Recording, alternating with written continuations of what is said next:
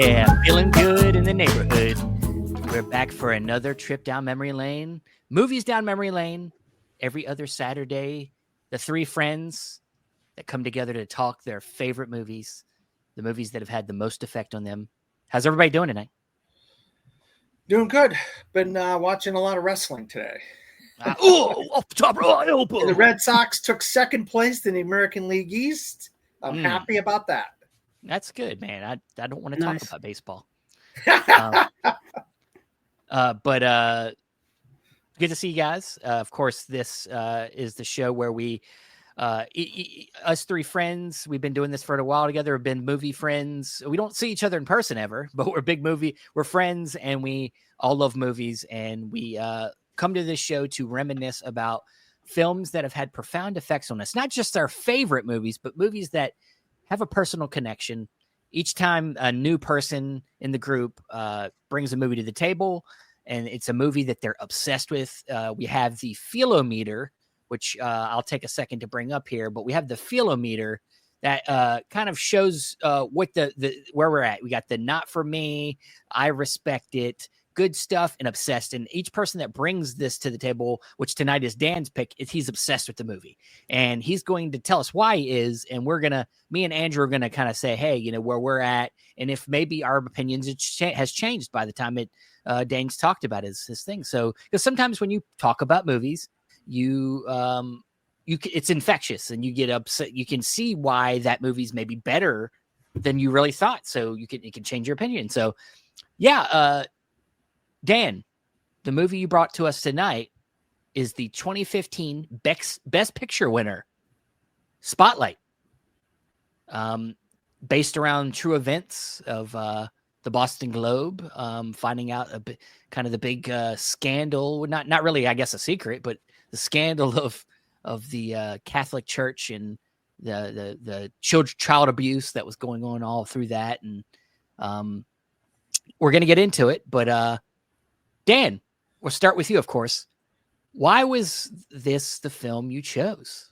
Yeah, I'm actually from Lowell, Massachusetts, which is 45 minutes north of Boston. So that's considered part of the Boston Diocese. And if you know what the Boston Diocese is, it's the greater Catholic Church area around Boston. Each of the cities all have their own diocese. They have a cardinal that's in charge of those then they have bishops and stuff. And that's how the Catholic Church is run, and the head of the Catholic Church is the Pope in Italy, and the Vatican in Italy. So when I was growing up, I was brought up as a Catholic. I was baptized and stuff like that. And I had, I went to church till I was about 16, and I had a kind of a falling out with Catholicism. And so because we moved further away from our church and stuff like that. And there was other things to do. And I was just kind of interested in other things at that point. So my parents didn't force us to go to church and stuff like that. So I kind of fell away from religion and church and so forth. So as I got older, I had some down parts of my life, and I got back into Catholicism. And then I found that there were some nice people in it and whatnot.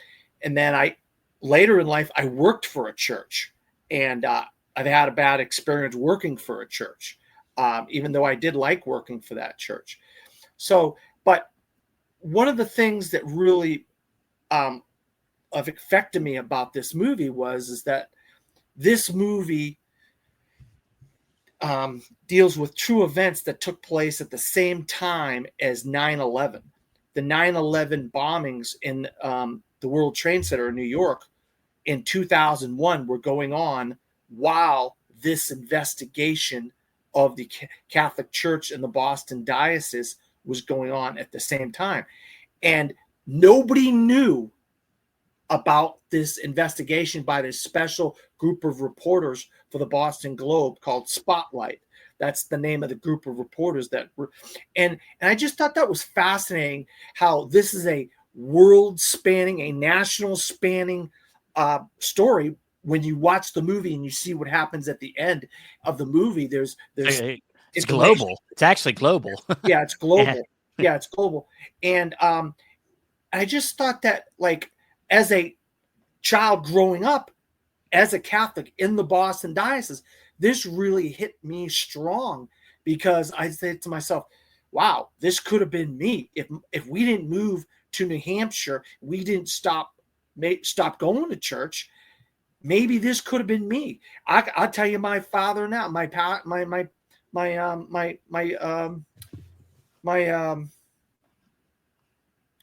why don't I say father, but it's priest. My priest. I'll tell you what his name is, but I'm not going to do it because I don't want to put my name of my priest out there on YouTube, national YouTube. When I was a kid, he was a super nice guy and stuff, and I really enjoyed being part of the Catholic Church at that time until we moved away. But so the investigative part of this, of investigating Catholicism in the shady business, the shady dealings that priests have when it comes to pedophilia and abuse towards children, it really rocked me as an adult years later, about 15 years later.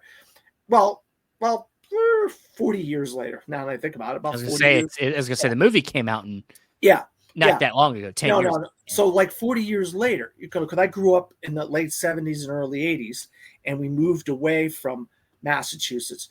But the other aspect that really affected me a lot is the journalism aspect. I'm a film critic, and I own my own website. I'm the head film critic, and I'm the editor of them. So journalism means a lot to me. It does.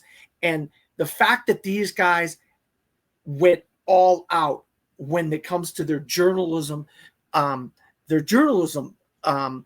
of their lives, because this is what they did. They worked for the Boston Globe, and they had to get the right people. They had to get the right sources. They had to get the people that didn't want to be sources. They had to get people that didn't want to talk to them. And they had to convince lawyers to give them information. And they had to convince people that were abused as a child to give them information. And so besides the Catholicism and the Catholic Church aspect, there's a journalism aspect to this that, to me, you put those two together, and it really hits me hard as a Catholic who's fallen off from being a Catholicism and a journalist. I call myself a film critic. That's journalism as far as I'm concerned. And so the more I watched it, the more I thought about it, the more I just analyzed it, and just all the nuances of it. It has affected me more and more and more as the years have gone on. And I just love it more as a movie, because it sheds a light on things that I think we needed to have light shed on in this country. All right. Yeah. Well, I got some questions in my head we'll get back to, but before we do, Andrew, I know you're close to the neighborhood of where. Very much so. Yeah. So very much so. Even when the movie came out, it was very much. And I was, just geographically wise, born and raised living in about an hour south of Boston, in Rhode Island, which is very much considered kind of the younger brother of Massachusetts in many, many ways. So they very much share a kinship, I would say, both culturally and, geographically too. So 2002 is when this story broke. I would have been in, 8th grade, because it was, several months after 9/11. I would have been in 8th grade. Coincidentally, I was in Catholic school at the time. I was in Catholic school from middle school, high school, and a Catholic college. So it's very much, talk about close to home, as what Dan was saying, very much close to home to me as well. And yeah, it was an earth-shattering moment when that news broke in 2002. And this movie definitely brings up a lot of those early 2000s feelings and vibes, specifically if you are from this area. Rewatching this movie last night, what I really appreciate more about this movie, and maybe it's specific to me, it really, really captures this area very, very well, specifically Boston, when it comes to the power of religion, power of Christianity, and pretty much the power of the Catholic Church, not only in Boston, but in this region. Like Dan said, at the very end of this movie, they give you a list of all of the areas that that were affected by what was going on, decades in the past and modern time up until this movie. And a lot of those areas are, in the Northeast corridor. You know what I mean? So this movie really captured Boston well repeatedly in this movie. When they're doing their investigation, like Dan said, they always come up to somebody who's like saying, what are you gonna, like, pretty much people saying the church is untouchable. You know what I mean? It's very untouchable. You can't, what are you doing suing the church? You're not going to win. What are you doing investigating them? You're not going, this isn't going to go anywhere. They're going to bury you. They're going to bury it. And they did do that for the longest time. So geographically being from this area, growing up in this area, living in this area as an adult, the Catholic Church still to this day holds a very big political, cultural, powerful hold on the community, all the way from like the very top, like cardinal wise, to the very bottom in terms of just like street level things. So this movie is very close to home to me, literally, geographically and emotionally. I was, growing up Catholic as well. Like I said, in this area, geographically, there's a lot of people who have immigrated, whose families have immigrated here from Western Europe, big time Catholic countries. Italy, obviously, where Rome is, Spain, Portugal, where my family's from, Ireland. A lot of big Catholic groups and people have been living in this area for decades. So the church has just ingrained itself within these communities up here. And this movie shows that every one of the victims that they were interviewing in this movie, it all started with like when they were really young kids, community priests, who were looked at as respected leaders of the community, because they're literally you go like, I don't know, drive any 10 minutes in any direction, you're gonna find a Catholic church. Like they're everywhere here. And it's not just like that in Boston, it's like that in Rhode Island too, and just this area in general. This corridor, there's 95 literally corridor. Yeah, there's literally a scene where a guy, one of the investigators, is in his house and he's like, oh, because he's like reading about one of the potential on the list, one of the priests that was in trouble, and went on a suspension, and he ran down the road and around the corner, and there was the dude's house. Yeah, there was and they passed a church like within that reach of that house too. Yeah, because they're like, I can, off the top of my head, my local church, which I grew up and went to, is 10 minutes from my house, not even. And then there's another one, like another 15 minutes. There's another one there. They're everywhere all around you up here, because they've been made for so long. And this area up here, New England area, is old world type of stuff.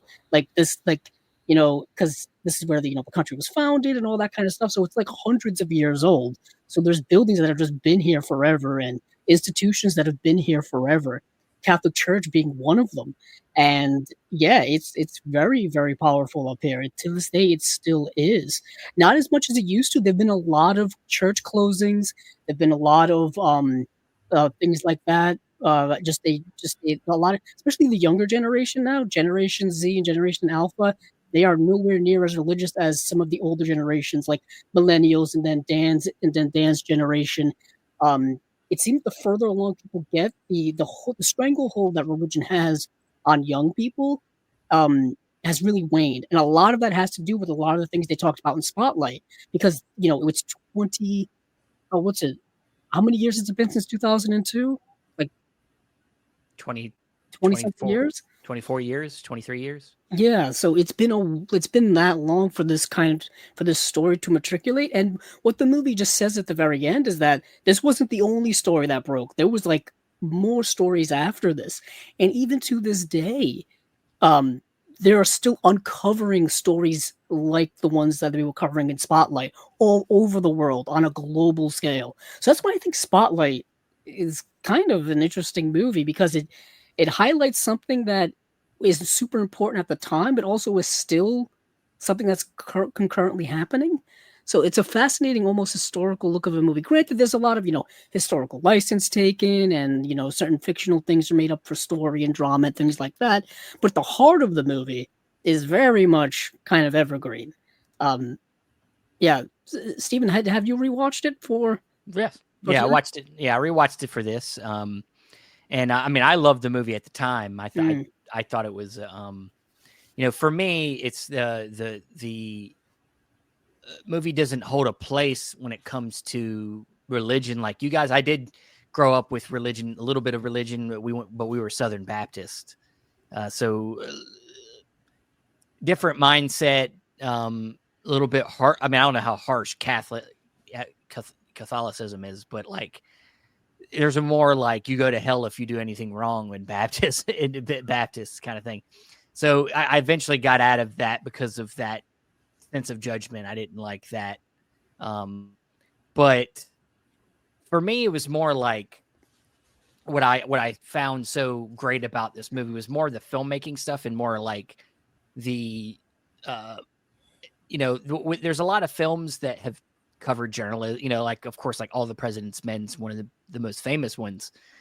But I would say this movie maybe even done that better than a movie like that. I think that the movie finds a way to pick the right conversations, the right pacing, the right actors to really like do this all really well. And in a way that keeps the audience engaged and keeps the audience not like thrown off. Like, cause sometimes you have movies like this and they say a lot of stuff, but it doesn't always connect. It feels like it's like a little all over the place. So you feel like you're having a hard time keeping up with it.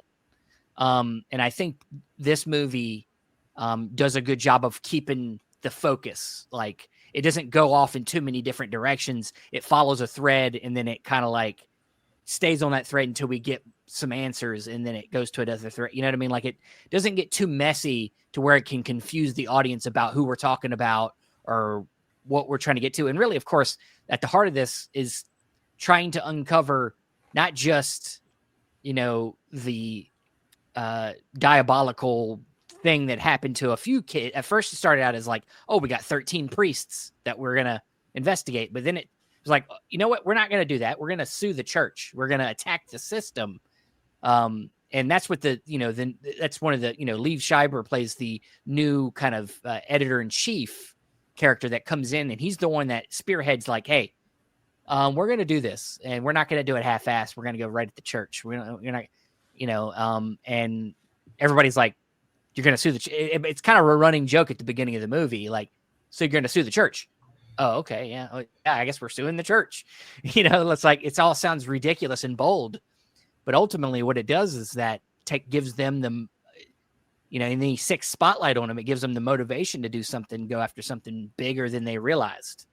And I think that the feeling that the team doesn't really understand how big this is what also puts us in their shoes, because like for us, we know what happens. We know how big it is, but they don't. And we can kind of go on that ride with them, figuring out how big this is and how it isn't just 13 priests. It's up to 90 priests in the area. It's a systematic problem. So,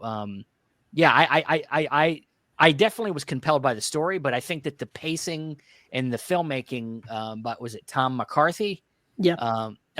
Is what really made this movie like stand out and compelling for me when it came out in 2015 was definitely agree, because the movie, I don't think I'd watched it since it came out. I think I watched it, when it was doing like its critical Oscar award season run. I watched it then, and I probably watched it one more time when I got the Blu-ray some months later, but I don't think I've seen the movie in like 9 years. So revisiting the movie and kind of being reintroduced to a lot of the really high quality filmmaking elements in here, this is a tight screenplay. Yeah. Like a movie that's just about investigative journalism is incredibly riveting, and it's tough to do that because this is some old school journalism that's happening in here. Like they're having to go to like archives. They're having to go to like interview people at their houses. They're having to like do a lot of legwork in here, which from a modern day perspective, like I don't think journalism's done like that anymore. Like it's a lot of old school, like reading through archives and things like that. Everything is digital now. You know what I mean? So it's such a different world, but the movie made it riveting. The screenplay is really, really tight. The acting still holds up, like really extraordinary. Like I don't think Mark Ruffalo's had a role quite like this perhaps since. He's gone more over the top in recent years. I think a role he had recently before or after this was very similarly great. With the one he did with where he played the wrestler in that one movie, Foxcatcher. Foxcatcher. Very he plays good. a very kind of nuanced character in that I thought was great. But since then he's done some really big outlandish roles in films like He's played twins in a TV show on HBO, a TV miniseries. I didn't even know that. Emmy for that. He won an Emmy for that, and he was great in that. Yeah, I think the Marvel Cinematic Universe kind of set him off in the wrong direction in a way, and he got back going into doing the things he needed to do when it comes to Fox. Poor Things is one he recently did that was pretty standout. Yeah, well, I mean, he was great in the movie. He was funny. And the other one, I mean, I talked about the Bong Kids Are All Right, but that was a long time ago. Bong Joon-ho's film too recently, where he got to play another outlandish character. Mickey 17. Mickey 17. Yeah. Poor Things, Mickey 17. He's doing some different stuff, but some other stuff. But he's really good in this movie. Mike Resendiz, he plays Mike Resendiz in this, and he's got the line of the whole movie. It's time, Robbie. Yeah. When he says it's time, Robbie, you know it's time, Robbie. You recently talked about a movie on another show that he was really good in. The Kids Are All Right. That was another one of that time. That was 2010, so sometime before that. But Mark Ruffalo is a really good actor. Yes. But the Mike Resendiz character is the one that I kind of connected to the most in this movie, because in a way that's very much me now. This kind of like, let's get these scumbags, let's stick it to them. Well, he's the most obsessed of the group. He's the zealot. He's the most like aggressive in terms of like, let's go get these guys right now. Yeah. I really like the Michael Keaton character because he had a journey in this movie because he wanted to do a good job as a journalist, right? But he also knew the establishment. He knew the establishment they were going up against, and he got caught up in it in years before and just kind of sloughed it off in one of the columns or put it in something, and it disappeared. And he understands that even he's the part of what's to blame, and now he's got a second chance at this, and he goes after his own friend, one of his own close friends, and it could literally ruin a friendship between these two because of the information that he needs to get out of this guy. And I mean, all of them, Rachel McAdams, like you said, you mentioned Liev Schreiber, I mean, I mean, Stanley Tucci as a lawyer, like a different race lawyer who's defending the abused children as adults, and they're coming in and he's having to defend all these children, and he's got a difficult case because he thinks he's got like an uphill battle going up against the Catholic Church. You know what I mean? Well, I mean, he already knows the case. He just doesn't have the ability to take it on by himself. Yeah, and he didn't have the backing. He doesn't have the firepower to take on the Catholic Church. Like I said, up here, Catholic Church reigns supreme. They were literally invincible up until this story broke. Like, I mean, it's essentially the government. It's like going against the government. It's like honestly probably bigger because they can run the government. Go up against the establishment, whether it's the government, whether it's a big corporation or what. We've seen it for years of lawyers and small people going up against a big government organization or a corporation, or in this case, an establishment that's like a government. They can just wait you out and just kill you. They got so much money. They can bury you into obscurity, which is what litigation happened for decades. As we saw with Spotlight, when they were starting to uncover these things and whatnot, that it went back literally decades. Just in that area, let alone going back to who knows. I mean, as being a history buff and just knowing kind of ascension of the power of the Catholic Church on a world scale, things like this were probably happening for centuries, across the globe. The fact that it kind of broke in Boston on the Boston Globe, of all places, is kind of interesting. And at that time, at that time, like if this story had broke 5 years earlier or 5 years later, it would have been a massive, massive story. But because it broke right in the middle of 9/11, it got it got swept under the rug, even though there was over 500, close to 600 articles written about this thing that happened. It's obviously like for today's world, it's a conversation also about how the news cycle is so quick that things like this get swept under the rug just because of the news. It gets perpetuated every day that we get so much of it, and so much of it that we don't even need to hear probably. Like that the actual important stuff, I apologize. It was weeks and weeks and weeks of 9/11 stuff. And sure. It's like, oh yeah. God, I mean, when is this going to end? And it didn't. Yeah. Which is really, but what I'm saying is in general, it could be a comment on just how the news cycle has kind of killed the impact of journalism like this when it needs to count. Like when they put this much effort in and broke such a big story, it's kind of upsetting how anything. I mean, this doesn't just happen when 9/11 happens. It happens now when nothing's going on. And something comes out that's like a big deal, and then within a couple months they've come up with something else to take its place that doesn't have any importance at all. It could just be a celebrity, getting in trouble because he cheated on his wife, and then that's enough headlines. We know that 15 minutes of and it's a lot different now than it was back. Yeah, it's a lot different now than back in 2002. 24 hours. It's a 24-hour cycle now. Social media. Social media is the big thing. Yeah. So even back then, for a news thing to kind of have any staying power, it really had to be something big, and it really had to be something that people were talking about constantly. What's interesting is, I don't know if you caught it like early on in the movie when Liev Schreiber character takes over. There's already concerns about digital kind of taking over newspapers and how people weren't buying newspapers anymore. And this is 2001, and I'm like, by now, I mean, newspapers is a pretty dying industry at this point. Maybe even dead. I would say dead, because all newspapers are kind of digital now. Like, I don't see a lot of people carrying around newspapers anymore like they used to.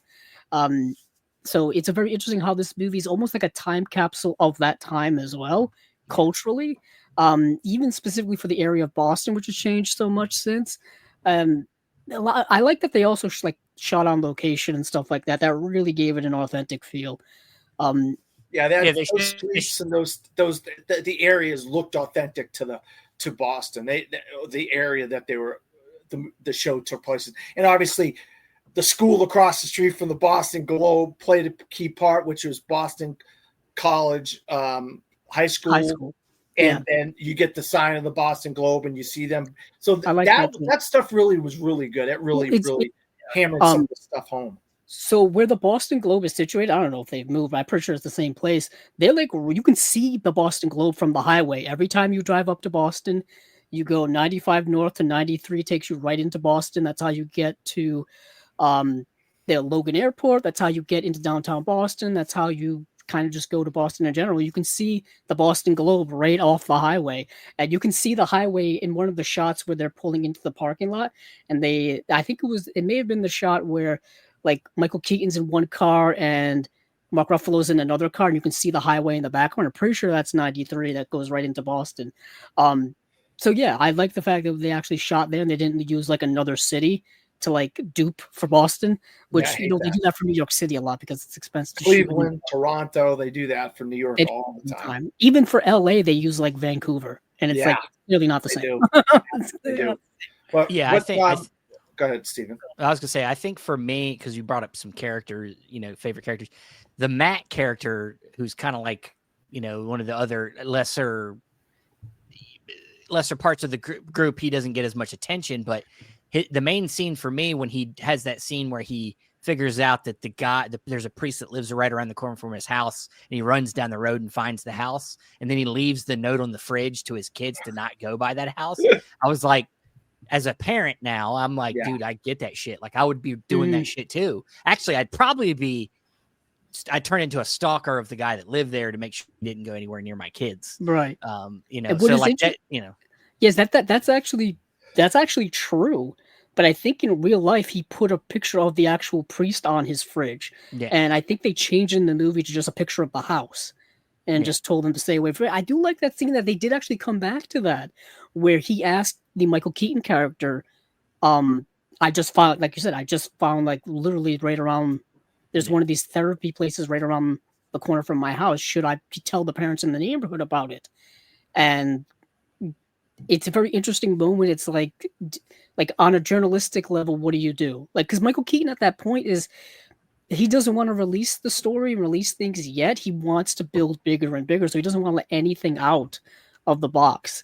Yeah. Well, that's where the journalism comes in, Andrew. That's why and look, I have All the President's Men behind me on the wall, and I think that's one of the best journalism movies I've ever seen in my life. Until I saw Spotlight, he wanted to wait until he had. In journalism, you have to have two sources, and they wanted to make sure they had enough sources to where the church and the bishop, the cardinal, couldn't get out of it. And that's when his buddy, Michael Keaton's buddy, became that source. When they had the files, they had the one lawyer, then they had Michael Keaton's buddies. They had those books with that detail, all those information in those books where they have the designations of changing the priest from and that sort of stuff, sick leave and all that stuff.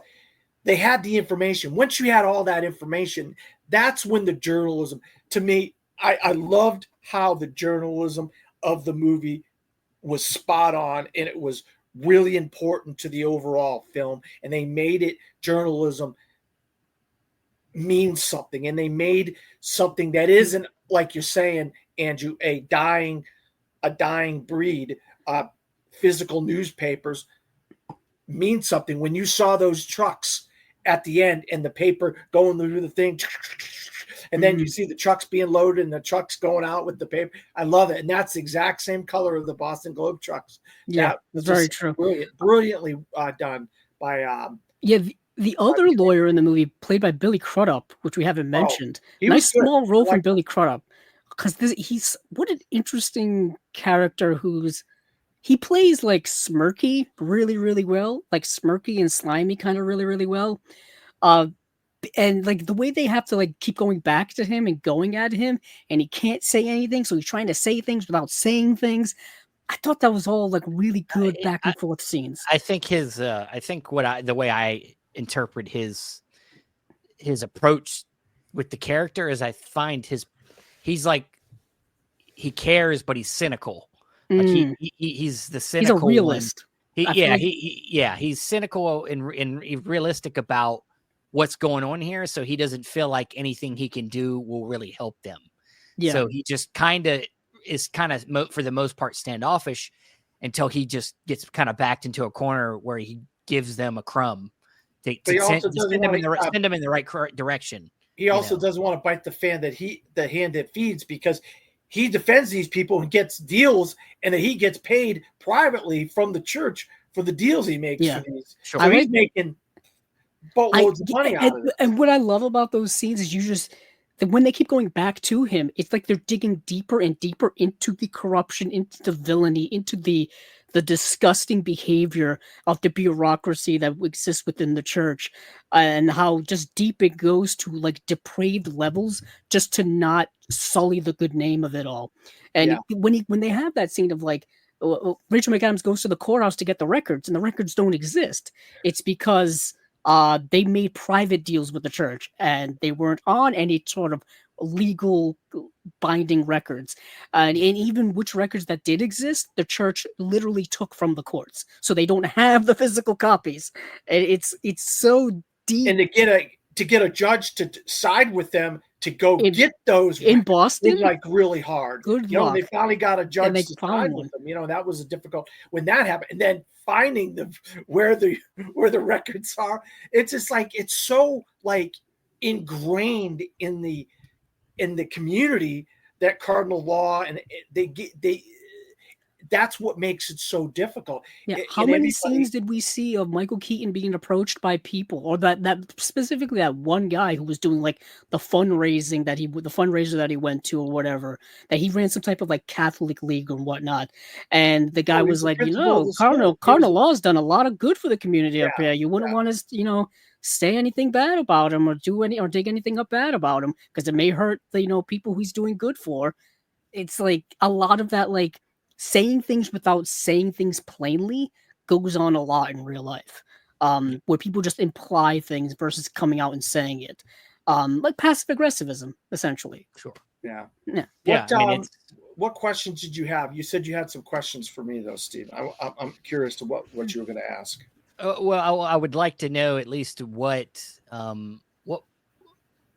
if you could talk about it. What part of your religion experience turned you off that connects you with this story? Like, because I mean, that's a big part of what's supposed to be what's so personal for this about you. So does I'd like to know, because I'm assuming you didn't get sexually molested.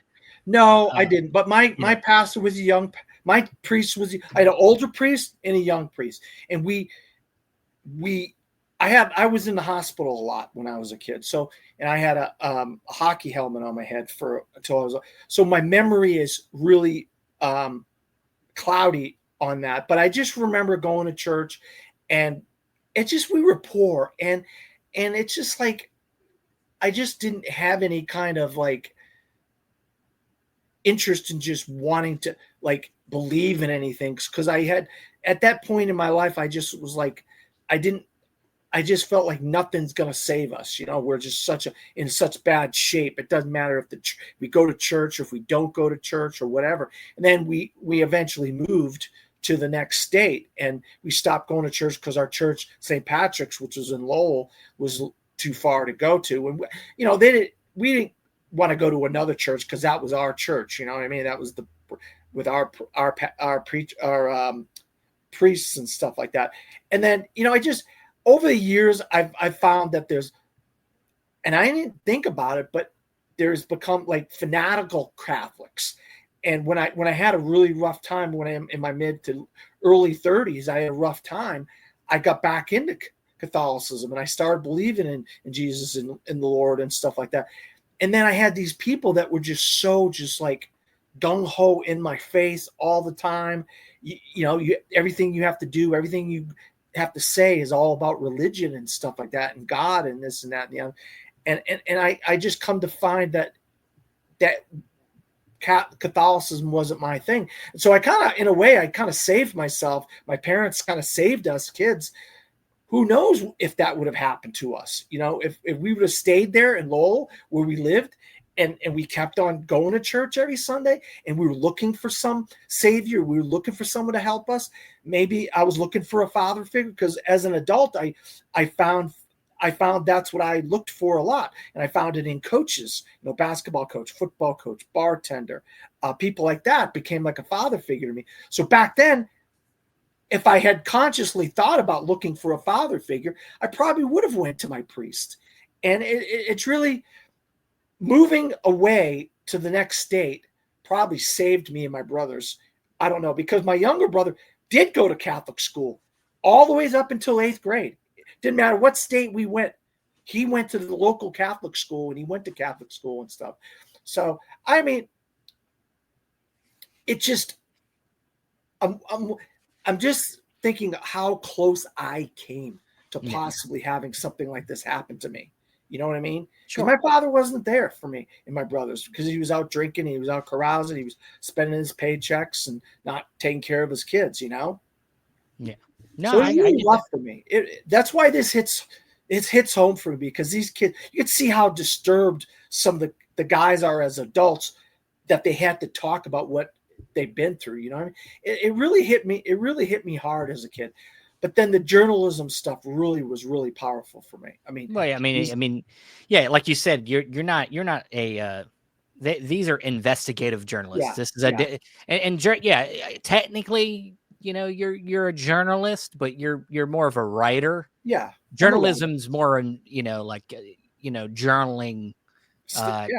Yeah, I mean, it's the same thing, but it isn't. It's Yeah, I know. You know, but it's a world that I respect quite a bit. no. You have a lot of respect for it because there takes a certain amount of discipline and tenacity, things you have to do. You have to stay on top of it. You have to be Get sources. Sources aren't easy. No, not so. You have to be able to talk to people. You have to be able to empathize. You have get to be able information out of people, and they don't want to give it to you. Sure. But you have to do it in a way that they want to give it, because it's just like being a lawyer. Like, you can't coerce anything. You have to get it with their permission, or you can't do it. You have to get it with their trust behind it. So, but yeah, I can see how that's relatable for you. I'll say right now, on the Feelometer, for me, I definitely put this at good stuff. Before and after this conversation, I'm not obsessed with this movie. I do, enjoy it a lot. It is probably maybe my favorite of this genre. Honestly, if I had to think about it right now, it really is up there for me. But I'm not obsessed with this movie. It's not something that has a personal stake with me. But I really do like it a lot. It's great. Andrew, where do you stand? It's tough. It's tough for me because I do give it quite the high rating on Letterboxd. By high, I mean like 5. So I did, because I had rated it a 5 out of 5 when I initially saw it, over 10 years ago. And it's still that good to me now. As a movie, it's still that good. Like I said, the writing's tight. The acting's really good. The direction's really, really good. The movie's themes are pretty darn timeless. So I am pretty much up there at obsessed, I think. Steven, did you notice that obsessed is misspelled on the Philometer? It's possible because there's no S in it. Obsessed. There should be an S. I see that. I think we discovered a new word. Yeah. A best. It's a best. It is a best. Yeah.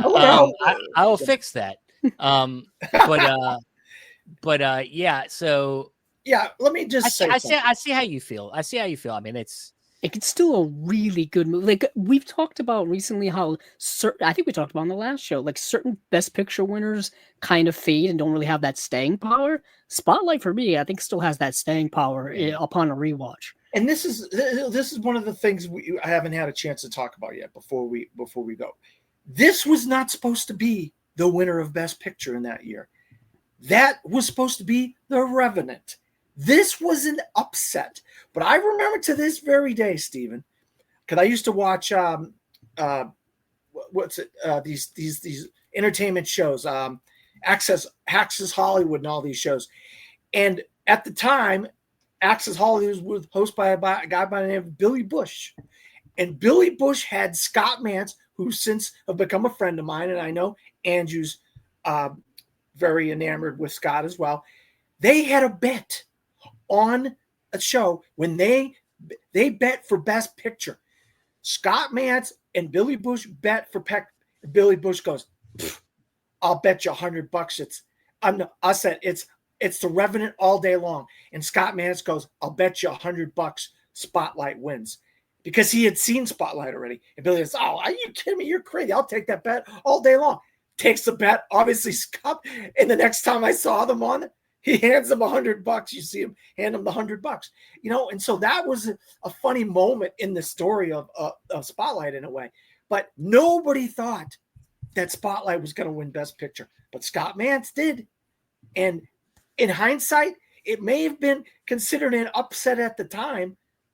Look at the movies in the last 15 years and see which ones that stand up today as Best Picture winners, that you could go back and still have a legitimate feeling when you watch them. Spotlight's one of the few that you could do that with. And the other thing is, you look at the moments, like when you're watching this movie, it has those moments that just eye-raising, emotional moments where as it's going one by one, and it goes, and it's like that movie where you say, wow, this gets better and better and better as it goes until it hits that crescendo at the end. And when you get those lists of names and you get all that information and all that stuff, it's just, and then you get him saying, hey, we did this and it's out there, but it's not over. We got to keep working. And those moments are just like priceless moments for me. And when you talk about the greatest Best Picture winners of all time, I just think this is going to stand up as one of the greatest of all time years to come because of what it's trying to say about religion, journalism, the human condition. You know what I mean? Not just because I love it and I have a genuine feeling for it because I'm a Catholic and I'm a journalist. I think it's going to hold up. I think last year's Anora, I don't think that's going to hold up that well. That's just my 2 cents. You have to go in and attack Anora during this podcast. He wouldn't be the only one. People, that's a divisive movie online. I wasn't aware of. I liked it. It was 6 on my top 10 list last year. Like we were saying, there are a lot of Best Picture winners that they would kind of fade, don't really hold up the test. But this one is kind of one that does. But Dan is kind of right that it is a kind of not an obscure win, but just to give people some context of that year, this only won 2 Oscars, was nominated for 6. It only won for Best Picture and Best Screenplay, and that was it. The 2 that it should have won. So 2. I mean, I think it was one of the. I know, Stephen, you've talked about this before many times, that now the Academy Awards kind of like they kind of spread out the love. They kind of divvy up like. You get one for this. You get one for that. They kind of divvy them up a bit. Popularity contest. This year was kind of like that. Well, I could make a debate for this, and this is something that I'm sure this could be. I mean, God, I don't even know if I want to bring this up because Dan will start fucking talking for the next hour about it. But there's something to be said about the fact that when we started opening up the Oscars for more nominations, that it devalued the awards itself to where the winners are a lot less. There's a lot more like less bang for your buck every year. Like, you know what I mean? Like, I feel like sometimes we're just giving these awards out just for diversity's sake, getting all different types of movies to get involved. And now when we go from 5 movies to 10 movies, now it's like some movies get in this conversation that I don't think would have ever gotten in the conversation otherwise. And so it's like, I think that's why maybe sometimes we get a movie win Best Picture that, maybe would have never been as, I don't know. It's maybe I'm wrong, but then you get a spotlight that becomes the #1 movie of the century from the New York Times poll that they put out, and hundreds of people voted on that, and it was voted the #1. So sometimes it happens. The award shows are. These award shows are bullshit anyway. There's no legitimacy in like what the best thing is. Anyway. I meant to say Parasite. My bad. I meant to say Parasite. I would say I think Parasite was. Yeah, I meant to say Parasite. It was my bad. I misspoke. I think what's interesting is I rewatched Parasite recently. That holds up as well too. Yeah. Well, Parasite, I think Yeah. Before we get, I don't want us to go on a tangent in this, but honestly, and I think the ultimate scheme of things is movies like this don't hold up for most people that have won Oscars lately because nobody watches movies the same way anymore. It's an overall, like, how people perceive cinema. It's not this. People don't look at the newer generation is not watching movies for the same reasons that we watch movies. And they're not, and a lot of the filmmakers are not making films for the same reasons they used to make films for. So I think it's really just the atmosphere around cinema has changed so much that we don't hold the movies that win Best Picture at the same light as we used to. Well, we were just talking about the news cycle, how, things move so fast. The entertainment industry, movies wise, what's hot one week is forgotten the next. Exactly. We see that with the box office all the time. One week, 100 million. Next week, we're just moving on to the next big one. You know what I mean? Just movies and entertainment, TV shows. We're just moving. We're moving right along. There's so much of it. There's so much of it that it muddies the waters, and we forget about the things that we thought were so great before. Like or the opposite example, movies that didn't do well at all at the box office, then they go on Netflix and they're like, it's the highest streamed thing ever. You're like, I love when I see people saying, oh, why did nobody watch this when it was out in theaters? And I'm like, it was there. You just chose not to. Your mind was so much, you were too busy paying attention to whatever the fucking sequel or remake that came out.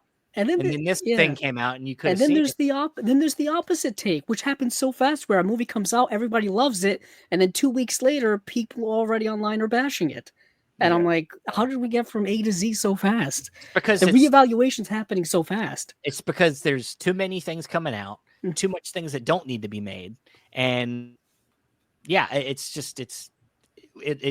muddies the waters, and we can't actually appreciate some great stuff and that's out there and hold on to it at all. It's all, it's whatever. That's why this movie means so much to me, is because I feel like it was a well-deserved winner of the Academy Award and Best for twice, and what it's about means something. You know what I mean? I mean, well, that, and it's just, it has, I think for me, and I think for Andrew and you as well, like, it has been able to stand above all the muddy water of like just bullshit that's come out the last 10 years. It still stands up as like one of the great Best Picture winners of this last 10 years. And we can still talk about it and be passionate about it. And I wish I need to see it more in the community.